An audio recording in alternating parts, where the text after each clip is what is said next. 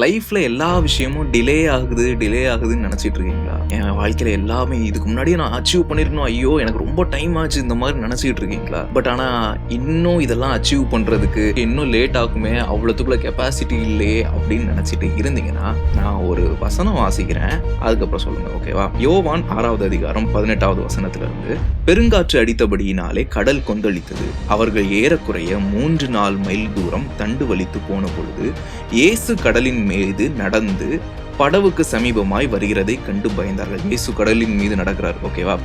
அவர்களை அவர் நோக்கி, நான் தான், பயப்படாதிருங்கள் என்றார்.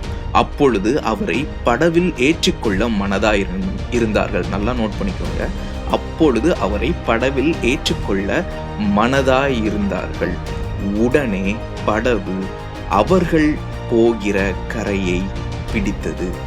உடனே இம்மீடியட்லி இட் ரீச்ட். ஸோ உங்கள் லைஃப்பில் இப்போ நீங்கள் டிலேடாக நடக்கிற விஷயங்கள் எல்லாமே ஏசு உள்ள வர்றாரு, ஏசுவை நீங்கள் ஏற்றுக்கொள்ள, உங்கள் ஜேர்னியில் ஏற்றுக்கொள்ள மனதாக இருக்கிறீங்க அப்படின்னா, நீங்கள் உங்கள் ஸ்ட்ரென்த்தில் இல்லாமல் ஏசுவோட ஸ்ட்ரென்த்தில் போகிறீங்கன்னா அந்த டிலேயை நீங்கள் பிரேக் பண்ண முடியும். அதாவது கிட்டத்தட்ட டைம் ட்ராவல் பண்ண முடியும்.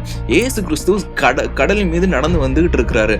அவ்வளோ காற்று, அவ்வளோ இது எல்லாம் அடிச்சுக்கிட்டு இருக்குது. ஆனால் ஏசுவை உள்ள ஏற்றிக்கொள்ள மனதாக இருக்கும்போது நடுக்கடலில் அவ்வளோ ஸ்டார்ம்ஸு, அவ்வளோ புயலுக்கு நடுவில் இருக்கிற படகு உடனே படகு கரையை பிடிக்குது.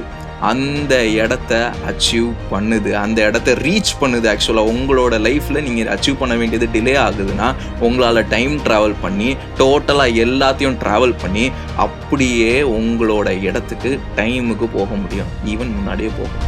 காட் அந்த ஆக்சிலரேஷனை கொடுப்பாங்க ஒன்லி வென் நீங்கள் இயேசுவை உங்களோட படவுல, உங்கள் ஜேர்னியில் ஏற்றிக்கொள்ள மனதாக இருக்கிறீங்களா?